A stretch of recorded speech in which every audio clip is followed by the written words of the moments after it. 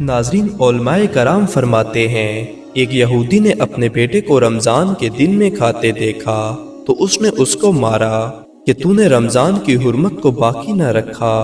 کہتے ہیں پھر اسی ہفتے اس کا انتقال ہو گیا تو شہر کے کسی عالم نے خواب میں دیکھا کہ وہ یہودی جنت میں ہے۔ تعجب سے پوچھا، میاں تم یہاں کیسے پہنچ گئے؟ تم تو یہودی تھے۔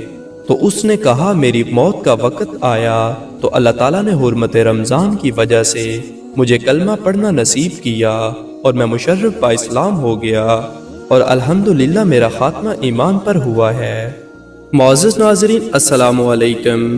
ناظرین، میں ہوں محمد شاہ زیب اور آپ سن رہے ہیں شاہ زیب وائس۔ معزز ناظرین، رمضان المبارک کی بے شمار خصوصیتیں اور فضیلتیں ہیں جن میں سے چند ہم آپ کے سامنے آج اس ویڈیو میں عرض کرنے جا رہے ہیں۔ نمبر 1، سال بھر کے مہینوں میں رمضان المبارک ایک ایسا مہینہ ہے جس کا ذکر صراحت کے ساتھ قرآن کریم میں آتا ہے، جیسا کہ ارشاد باری تعالیٰ ہے۔ رمضان وہ مبارک مہینہ ہے جس میں قرآن نازل کیا گیا جو لوگوں کے لیے رہنمائی، ہدایت اور حق کو باطل میں تمیز کرنے کا ذریعہ ہے۔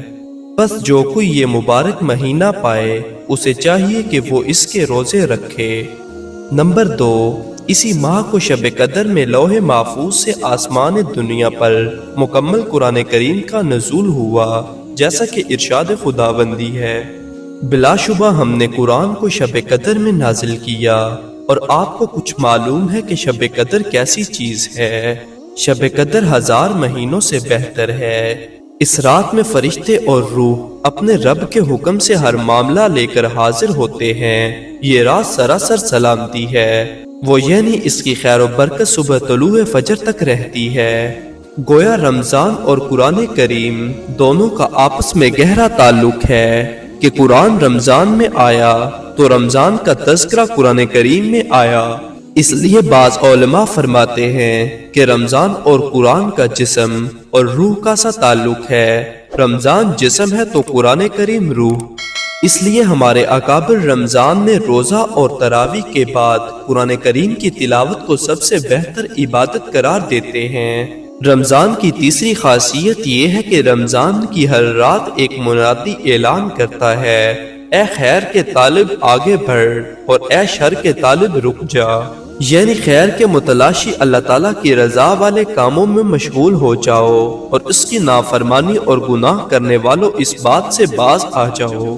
یہی وجہ ہے کہ اس کا اثر اور ظہور ہر آدمی اپنی آنکھوں سے دیکھتا ہے کہ رمضان المبارک میں ہر اہل ایمان کا عموماً رجحان اور میلان نیکیوں اور عبادات کی طرف متوجہ ہو جاتا ہے۔ اس حوالے سے ایک واقعہ ہے کہ ایک مرتبہ نبی کریم صلی اللہ علیہ وسلم نے ارشاد فرمایا، ممبر کے قریب ہو جاؤ۔ صحابہ کرام رضی اللہ تعالیٰ عنہم ممبر سے قریب ہو گئے۔ جب حضور صلی اللہ علیہ وسلم نے ممبر کے پہلے درجے پر قدم رکھا اور فرمایا آمین، جب دوسرے قدم پر پھر فرمایا آمین، پھر تیسرے قدم پر دوبارہ فرمایا آمین، پھر جب حضور پاک صلی اللہ علیہ وسلم خطبہ سے فارغ ہو کر نیچے اترے تو صحابہ کرام رضی اللہ تعالیٰ عنہم نے عرض کیا، یا رسول اللہ، ہم نے آج آپ سے ممبر پر چڑھتے ہوئے ایسی بات سنی جو پہلے کبھی نہیں سنی تھی۔ آپ علیہ السلام نے ارشاد فرمایا، اس وقت جبریل علیہ السلام میرے سامنے آئے تھے۔ جب پہلے درجے پر میں نے قدم رکھا تو انہوں نے کہا، ہلاک ہو جائے وہ شخص جس نے رمضان المبارک کا مہینہ پایا پھر بھی اس کی مغفرت نہ ہوئی۔ میں نے کہا آمین۔ پھر جب میں دوسرے درجے پر چڑھا تو جبریل امین نے کہا، ہلاک ہو جائے وہ شخص جس کے سامنے آپ صلی اللہ علیہ وسلم کا ذکر مبارک ہو اور وہ درود نہ بھیجے۔ میں نے کہا آمین۔ پھر جب میں تیسرے درجے پر چڑھا تو انہوں نے کہا، ہلاک ہو جائے وہ شخص جس کے سامنے اس کے والدین یا ان میں سے کوئی ایک بڑھاپا پائے اور وہ ان کی خدمت کر کے جنت میں داخل نہ ہو جائے۔ میں نے دوبارہ کہا آمین۔ ناظرین، رمضان المبارک ایک ایسا مہینہ ہے کہ اس میں ایک انسان کوشش کرے تو ایک رمضان سارے گناہ بخشوانے کے لیے کافی ہو جاتا ہے۔ جو شخص رمضان کے روزے رکھے اور یہ یقین کر کے رکھے کہ اللہ تعالیٰ کے تمام وعدے سچے ہیں اور وہ تمام اعمال حسنہ کا بہترین بدلہ عطا فرمائے گا۔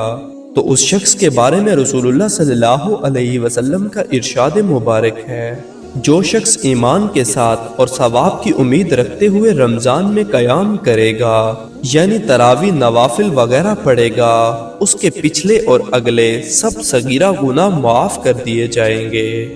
ایمان اور احتساب کا مطلب یہ ہے کہ اللہ تعالیٰ کے تمام وعدوں پر یقین کامل ہو اور ہر عمل پر ثواب کی نیت اور سب سے عام اخلاص ہو اور رضائے الہی کا حصول پیش نظر ہو۔ یقیناً اس نیت سے رکھنے والے روزے دار تمام اپنے گناہوں سے پاک ہو جاتے ہیں۔ رمضان کی 5ویں خاصیت یہ ہے، روزہ جن چیزوں سے معمور کیا گیا ہے اس کا لحاظ رکھا جائے۔ روزے کا منشا یہ معلوم ہوتا ہے کہ زیادہ سے زیادہ اللہ تعالیٰ کی طرف متوجہ ہو جائے، یعنی روزے کے ساتھ ساتھ تراویح، اشراق، چاشت اوابین، صلاۃ الحاجت، صلاۃ التسبیح، تلاوت قرآن پاک، اللہ کا ذکر، صدقہ و خیرات، عشرہ اخیرہ کے اعتکاف کی کوشش، شب قدر کی تلاش اور دعاؤں کی کثرت معمول بنایا جائے اور جتنا ہو سکے ان پر عمل کیا جائے۔ اس ماہ میں غریبوں، یتیموں، بیواؤں اور مسکینوں کے ساتھ ایثار اور ہمدردی کا معاملہ کیا جائے، ان پر سخاوت کی جائے۔ یہ اس لیے کہ ایک تو ان کا حق ہے اور دوسرا یہ کہ صدقہ و خیرات کرنے سے ممکن ہے کہ اللہ کے کسی بندے کا دل خوش ہو جائے تو اللہ اس کو قبول فرمائے اور ہمارا مقصد پورا ہو جائے۔ یہ ہو سکتا ہے کہ ہماری عبادت، ہماری تلاوت، ہماری نمازوں میں کوئی کمی رہ گئی ہو یا اس قابل نہ ہوں کہ وہ قبولیت کا مقام حاصل کر سکیں، تو اللہ تعالیٰ کی راہ میں خرچ کرنے سے ممکن ہے کہ اللہ تعالیٰ انہیں قبول فرما لے۔ اس لیے اس ماہ میں ہمیں پوری طرح خیرات و صدقات کی طرف متوجہ ہونا چاہیے۔ بہرحال اس عظمتوں اور برکتوں اور خصوصیتوں کا تقاضا یہ ہے کہ اس کی حرمت کا پورا لحاظ رکھا جائے۔ رمضان اللہ تعالیٰ کا شاہی مہمان ہے جو ہمارے پاس بوجھ بن کر نہیں، رحمت کی موج بن کر آتا ہے، اس لیے اس کے منافی کوئی کام نہ کریں۔ علماء نے لکھا ہے، ایک یہودی نے اپنے بیٹے کو رمضان کے دن میں کھاتے دیکھا تو اسے مارا کہ تو نے اس کی حرمت کو باقی نہ رکھا، کہ پھر اسی ہفتے اس کا انتقال ہو گیا تو شہر کے کسی عالم نے خواب میں دیکھا کہ وہ جنت میں ہے۔ تعجب سے پوچھا، میاں تم یہاں کیسے؟ تو اس نے کہا، جب میری موت کا وقت آیا تو حرمت رمضان کی وجہ سے مجھے اللہ تعالیٰ نے کلمہ پڑھنے کا شرف حاصل کیا اور میں نے الحمدللہ ایمان پر اپنی زندگی کا خاتمہ کیا۔ اللہ تبارک و تعالی ہمیں رمضان المبارک کی قدر کرنے کی توفیق عطا فرمائے، ہماری تمام عبادات کو قبول فرمائے اور آخرت میں حضور اکرم صلی اللہ علیہ وسلم کی شفاعت کے ذریعے ہم سب کو جنت الفردوس نصیب فرمائے، آمین۔ ناظرین گرامی، یہ تھی ہماری آج کی ویڈیو۔ اگر آپ کو ویڈیو اچھی لگی تو اس کو لائک اور شیئر، جبکہ چینل کو سبسکرائب کر دیجئے گا۔ آپ سے جلد ملاقات ہوگی کسی نئی ویڈیو کے ساتھ۔ اللہ حافظ۔